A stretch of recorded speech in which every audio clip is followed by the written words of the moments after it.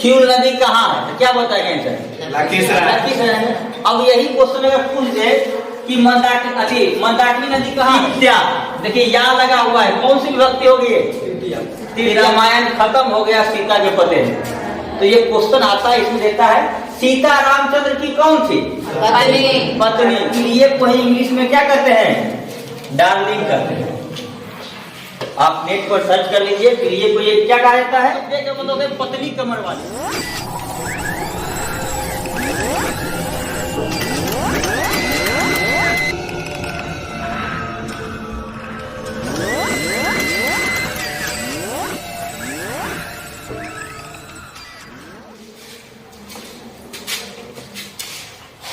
चलिए क्लास 10 का संस्कृत का चैप्टर 10, चैप्टर का नाम है मंदाकिनी वर्णन। बुक तो खत्म हो चुका है, इसका फिर से हम आप लोग का ऑब्जेक्टिव रिवीजन और जहां तक हो सकेगा सब्जेक्टिव भी करते चले जाएंगे। तो आज देखते हैं, सबसे पहली बात इसमें ऑब्जेक्टिव के लिए आपको कहानी समझना पड़ेगा। इसको जो लिखा है उसको और जो चित्र है पहले इसको देखते हैं। चित्र से भी आपका बहुत सा क्वेश्चन डील हो जाएगा।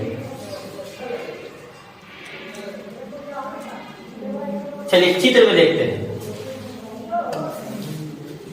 सबसे पहला है आपका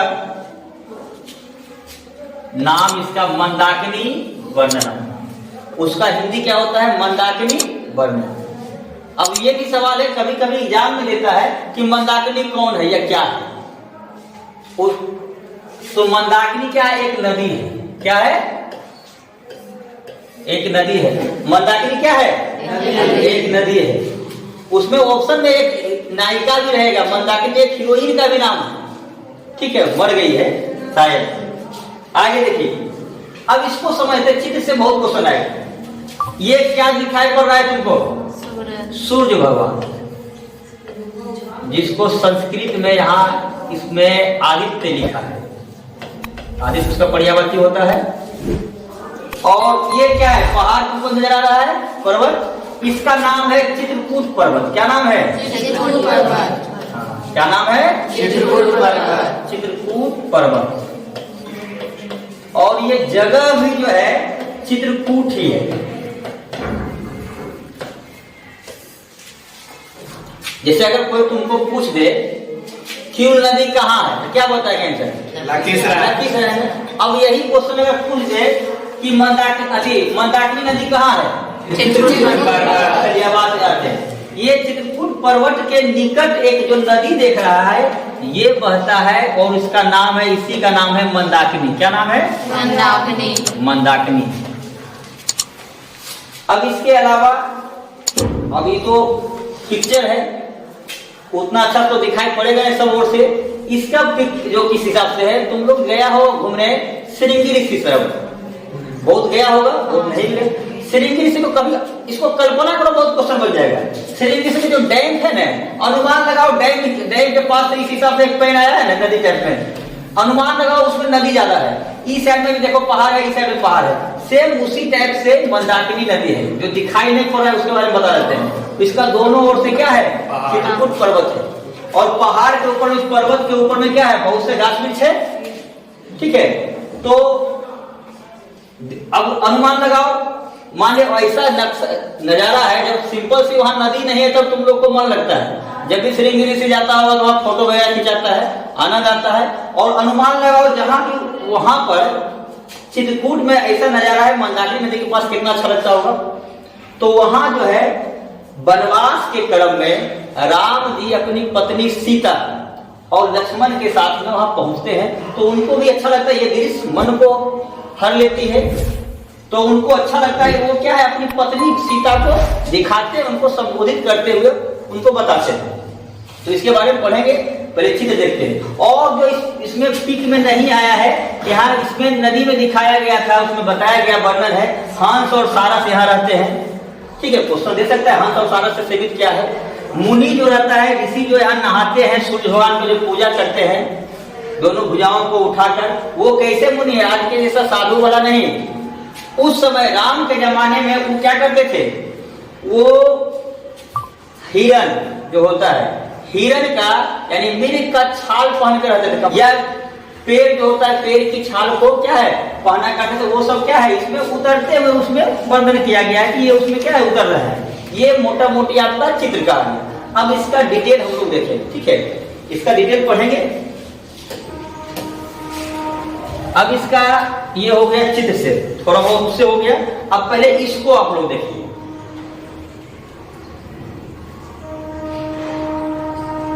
इससे आपका बहुत क्वेश्चन बनेगा।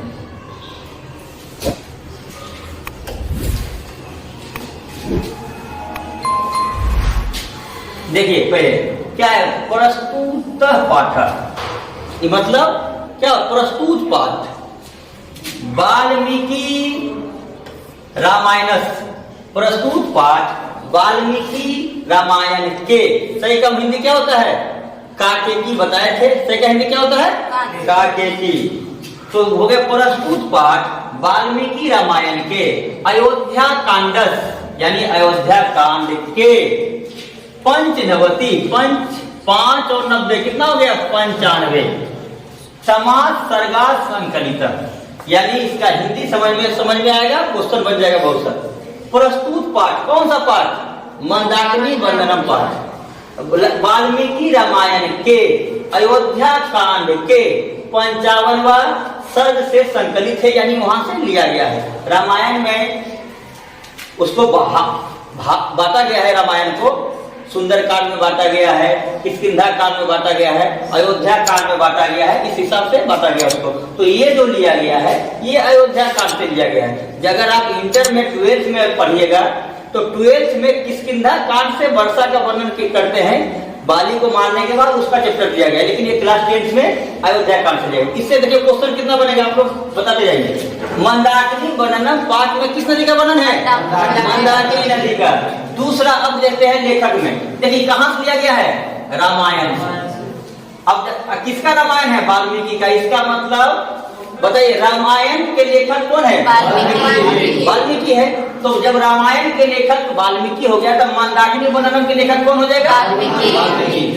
अब अगर क्वेश्चन आ जाता है रामायण के रचनाकार कौन है मंदाकिनी वर्णनम पाठ के रचनाकार कौन है वाल्मीकि। अब अगला अयोध्या कांड से लिया गया है, तो मंदाकिनी वर्णनम पाठ रामायण के किस भाग से लिया गया है, किस कांड से लिया गया है अयोध्या कांड से। कहां से लिया गया है अयोध्या कांड से। अब इसको देखो क्वेश्चन किसी भी तरह से आपको घुमा सकते हैं, लपेट सकते हैं, उसमें कोई दिक्कत नहीं, बिहार बोर्ड। अब देखिए इसी को घुमा सकता है। अयोध्या कांड किस ग्रंथ का एक भाग है या एक अंश है, किस ग्रंथ का रामायण का एक अंश है। अगला क्वेश्चन यहां से भी बन सकता है कि मंदाकिनी वर्णनम पाठ रामायण के अयोध्या कांड के किम्मा सर्ग से लिया गया है 55 का। ये तो यहाँ तक आ गया 7-8 क्वेश्चन जितना भी बनेगा इसमें। अब नेक्स्ट अब आगे देखते हैं। अब यहाँ देखो वनवास प्रसंगे राम सीता लक्ष्मणेन च चित्रकूटम प्राप्नोति। इसका मतलब क्या है, वनवास प्रसंगे यानी वनवास के क्रम में। वनवास कितने साल का हुआ था राम जी को 14 साल का हुआ था। तो राम जी को ही वनवास हुआ था, लेकिन उनके साथ साथ कौन गए थे सीता और लक्ष्मण। तो आपको पता है सीता, देखिए यहाँ लगा हुआ है, कौन सी विभक्ति होगी तृतीया विभक्ति। लत्या पे जैसे है तृतीया, तो सीता कौन सी विभक्ति होगी तृतीया विभक्ति। लक्ष्मणेन, देखिए लक्ष्मण में एन लगा हुआ है, उसका मतलब एन है, इसमें कौन सी विभक्ति है, इसमें भी तृतीया विभक्ति है। चौक का हिंदी तो आपको पता है और होता है स इसलिए लगता है, आपको तो बताया गया है सहारके तृतीय रूल के अकॉर्डिंग बताया गया था। तो अब आगे इसका हिंदी को वनवास के क्रम में, वनवास के क्रम में राम सीता और लक्ष्मण के साथ चित्रकूट पहुंचते हैं। वनवास के क्रम में राम सीता और लक्ष्मण के साथ चित्रकूट पहुंचते हैं। अब क्वेश्चन आया वनवास के क्रम में, याद लीजिए वनवास के क्रम में राम कहां पहुंचते हैं चित्रकूट पहुंचते हैं। कहां पहुंचते हैं और चित्रकूट पर्वत के पास में कौन सी नदी बहती है? मंदाकिनी नदी बहती है। अब इससे क्वेश्चन देखो, कई बार बूढ़ा बुजुर्ग बोलता है कि रामायण खत्म हो गया सीता के पते, तो ये क्वेश्चन आता है, इसमें देता है सीता रामचंद्र की कौन थी? पत्नी। और लक्ष्मण रामचंद्र के कौन थे? भाई। तब तो तुम लोग को पता है। आगे देखते हैं, वहां पहुंच गए। इसके बाद जो है तत्र स्थिताम मंदाकिनी नदीम वर्णयन सीताम संबोधति। जब वहां पहुंचते हैं, कहां? चित्रकूट। तो वो देखते हैं वहां स्थित चित्रकूट पर्वत के निकट जो नदी बह रही है, वहां स्थित मंदाकिनी नदी का वर्णन करते हुए सीता को संबोधित करते हैं। किसको संबोधित करते हैं? इसका मतलब क्वेश्चन दे सकता है कि भगवान राम मंदाकिनी नदी किसको दिखा रहे हैं? सीता को। ठीक है, उसको संबोधित करते हैं। क्या क्या कह करके संबोधित करते हैं, ये इसका अन्वय में दिया गया है। चलिए इसको भी आपको दिखा दिया जाएगा। देखिए क्या क्या करके संबोधित किया है, ये आप अन्वय में देखिए। लेकिन इसका तो अन्वय से पता चल जाएगा आपको। और क्वेश्चन भी आता है, भगवान राम ने सीता को क्या क्या करके संबोधित किया है। तो पहला में देखिए यहाँ क्या है? हे सीते। ये भी वही चीज है, कोई दिक्कत नहीं है। जो भी आज कल्चर चल रहा है, कहीं ना कहीं पीछे से है। पहले जमाने में ऐसा हुआ करते थे, नाम लेके राम जी अपनी पत्नी का क्या किए? नाम लेके बोल रहे हैं। आज के जमाने में भी अपनी पत्नी को बहुत से व्यक्ति ऐसा नाम लेके बोलता है, तो अपनी पत्नी को क्या बोले? हे सीते। आगे क्या है और क्या बोला गया? हे प्रिय। प्रिय पहले हिंदी चलता था, तो हम लोग क्या है, उन लोग बोलते थे अपना, पहले क्या है, पहले हिंदी चलता था, इसलिए हे प्रिय बोल दिए। अब अंग्रेजी चलता है, तो प्रिय को इंग्लिश में क्या कहते हैं? डार्लिंग करते हैं। आप नेट पर सर्च कर लीजिए, प्रिय को ये क्या कहा जाता है। आगे देखिए,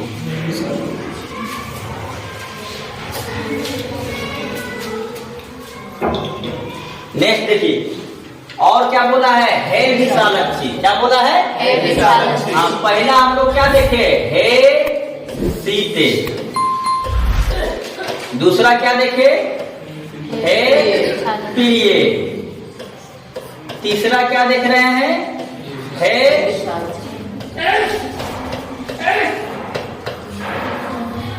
विशालक्षी। विशालक्षी मतलब है बड़ी बड़ी आंखों वाली।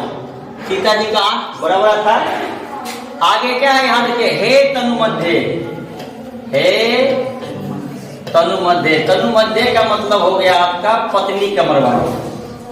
क्या हो गया? पतली कमर वाले। हे कल्याणी। हे और क्या है? हे शोभने। हे शोभने। देखिए, अब अगर क्वेश्चन आपको हिंदी में ही आएगा, हिंदी में लिखा रहेगा कि राम जी ने अपनी पत्नी सीता को क्या क्या करके संबोधित किया है। ठीक है, तो इसका आंसर आप इस हिसाब से लिख सकते हैं कि राम जी ने अपनी पत्नी को हे सीते, हे प्रिय। देखो यहाँ अगर क्वेश्चन आएगा तो इस हिसाब से हम लिख सकते हैं, राम जी ने अपनी पत्नी सीता को हे सीते, हे प्रिय, हे विशालक्षी, हे तनुमध्ये, हे कल्याणी, हे शोभने कर संबोधित किया। ये क्वेश्चन तो हो गया आपका ये वो। चलिए अब आगे करते हैं जहां समझा रहे हैं।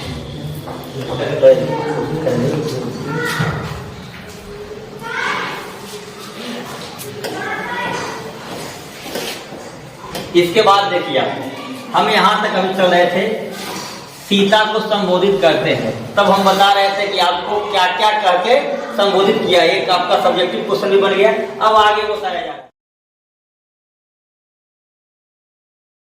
क्या है। इयम नदी प्राकृतिक रूपादान संबलिता शीतम हरती। इसका मतलब यह नदी, कौन सी नदी? मंदाकिनी। यह नदी प्राकृतिक रूप से क्या है? मन को हर रही है या हरती है। देखिए यहाँ समझिए बात, यहाँ से भी आपको बना करके आप लिख सकते हैं। दो क्वेश्चन आ सकता है, एक दो क्वेश्चन आता है।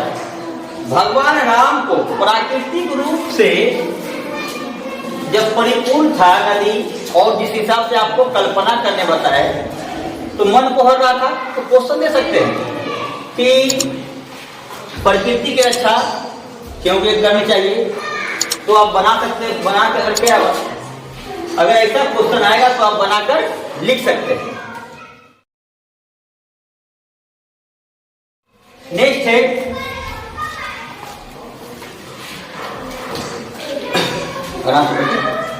देखिए, नेक्स्ट है आपका अस्या वर्णनम कालिदासो रघुवंश काव्ये अपि त्रयोदश सर्गे करोति। देखिए फिर क्या बताया गया कि कालिदास जी रघुवंश में, यहाँ से एक क्वेश्चन देखिए बनेगा, रघुवंश के लेखक, इसके रचनाकार कौन है? कालिदास हैं। वो भी मंदाकिनी नदी का वर्णन करते हैं, किसमें? रघुवंश महाकाव्य में, रघुवंश किताब में करते हैं। कितना सर्ग में? 13वां सर्ग में करते हैं। अब यहाँ ध्यान दीजिएगा, ऐसा नहीं गड़बड़ हो जाएगा। अगर रामायण में पूछा जाएगा तो 55वां सर्ग में, और रघुवंश में पूछा जाएगा तो 13वां सर्ग में। रघुवंश के लेखक कौन है? कालिदास। अब आगे देखिए, अनुष्ठुप छंदसी महर्षि वाल्मीकि मंदाकिनी वर्णने प्रकृते यथार्थ चित्रम करोति। देखिए यहाँ अनुष्ठुप छंद पूछेगा कि वाल्मीकि जी ने मंदाकिनी नदी का वर्णन किस छंद में किया है। ये क्वेश्चन आ सकता है, अभी तक तो नहीं पूछा है लेकिन आ सकता है। अनुष्ठुप छंद में किसमें किया है? अनुष्ठुप छंद में किया गया है। चलिए इसके बाद अब आपको क्वेश्चन लेके चलते हैं। जितना समझाया गया, अब जो है जितना समझाया गया थोड़ा सा स्पीड में आप लोग ऑब्जेक्टिव देखिए, जो पूछेंगे आपको जवाब देते रहना है। मंदाकिनी वर्णनम पाठ में किस नदी का वर्णन है? मंदाकिनी नदी का वर्णन है। आगे मंदाकिनी नदी किस पर्वत के निकट बहती है? चित्रकूट पर्वत के निकट बहती है। आपको बताना है मंदाकिनी वर्णनम पाठ के रचनाकार कौन है? बताइएगा। रामायण के लेखक कौन है? मंदाकिनी वर्णनम पाठ रामायण के किस काम से लिया गया है? मंदाकिनी वर्णनम पाठ रामायण के कितना सर्ग से लिया गया है? 55वां सर्ग से लिया गया है। अगला क्वेश्चन, अयोध्या कांड किस ग्रंथ का एक भाग है? रामायण का। नेक्स्ट देखिए, वनवास के क्रम में राम सीता और लक्ष्मण के साथ कहाँ पहुँचते हैं? पहुँचते हैं। भगवान राम किसे मंदाकिनी नदी दिखाते हैं? सीता को। आगे बता, कौन सी नदी पर प्राकृतिक रूप से संपन्न है? कौन सा मारेगा? मंदाकिनी नदी। ठीक है। कालिदास किस नदी का वर्णन करते हैं? मंदाकिनी नदी का। रघुवंश महाकाव्य के रचनाकार कौन है? आगे, रघुवंश महाकाव्य में कितने सर्ग में या कितना सर्ग में जो है मंदाकिनी नदी का वर्णन है? 13वां सर्ग में। ठीक है। अगला, वाल्मीकि मंदाकिनी नदी का वर्णन किस छंद में करते हैं? अनुष्ठुप छंद में। नेक्स्ट एक और जो समझाए थे आप लोगों को कि हंस सारस वगैरह सब था, तो बताइए कि हंस सारस से सेवित कौन सी नदी है? मंदाकिनी नदी है। ठीक है। फिलहाल के लिए इतने ही रह जाते हैं। इसका सब्जेक्टिव भी आपको बताया गया था। फिलहाल के लिए इतना ही रहते हैं। इसके अलावा जो आपको बताया गया था, एक क्वेश्चन तो सब्जेक्टिव हो गया आपका कि राम जी ने सीता को क्या क्या करके संबोधित किया था। 6 चीजें बोला था। कौन क्या क्या बोला था? हे सीते, और क्या? हे प्रिय, हे तनुमध्ये, हे कल्याणी, हे शोभने और हे विशालाक्षी। आप सीधा करिए या उल्टा पुल्टा किसी भी तरह से छोड़ो, आपको लिख देना है। इसके अलावा 2 क्वेश्चन आपको यहाँ से बन सकता है। यहाँ तक आप लोग का बता दिया गया है। इतना में 2-3 क्वेश्चन आप आराम से लिख सकते हैं, और क्वेश्चन एग्जाम में आया हुआ भी है और आता भी है। जैसे फॉर एग्जाम्पल जो आपको लिखाया गया था उसका पीडीएफ भी बन गया है। सबसे बड़ा चीज ये क्वेश्चन आप लिख सकते हैं आराम से। अगर ऐसा क्वेश्चन आता है, मंदाकिनी वर्णन पाठ से हमें क्या शिक्षा मिलती है, तो इसमें हम बताए थे कि इस पाठ से हमें यह शिक्षा मिलती है, क्या हम लोग देखे थे कि वहां पर प्रकृति की सुंदरता को देखा गया है राम भगवान के द्वारा। तो आराम से इसी को बना के लिख सकते हैं। इस पाठ से हमें यह शिक्षा मिलती है कि प्रकृति की सुंदरता हमारे मन को क्या है, मोह लेती है। प्रकृति से ही पर्यावरण सुरक्षित रहता है, अतः हमें प्रकृति की सुंदरता के प्रति हमेशा ध्यान देना चाहिए और जहां तक हो सके प्रकृति की सुंदरता को बरकरार रखना चाहिए। आप जानते भी हैं लॉकडाउन लगा 2020 में, जो काम पूरे सरकार मिलकर नदी को साफ करने किया जा रहा था बहुत सा हो गया। ओजोन परत पर जो छेद हुआ इसके बारे में भी आपको पता था कि पेपर में आया था कि आपको पता है कि ओजोन परत का छिद्र धीरे धीरे बोला जा रहा था कि छोटा हो रहा है, यानी कहने का अर्थ भर रहा था। तो प्रकृति को जब हम देते हैं तो प्रकृति वापस हमको रिटर्न जरूर देती है, इस चीज को ध्यान देना और इसी को लिखना है। अगर क्वेश्चन आपको आ जाए,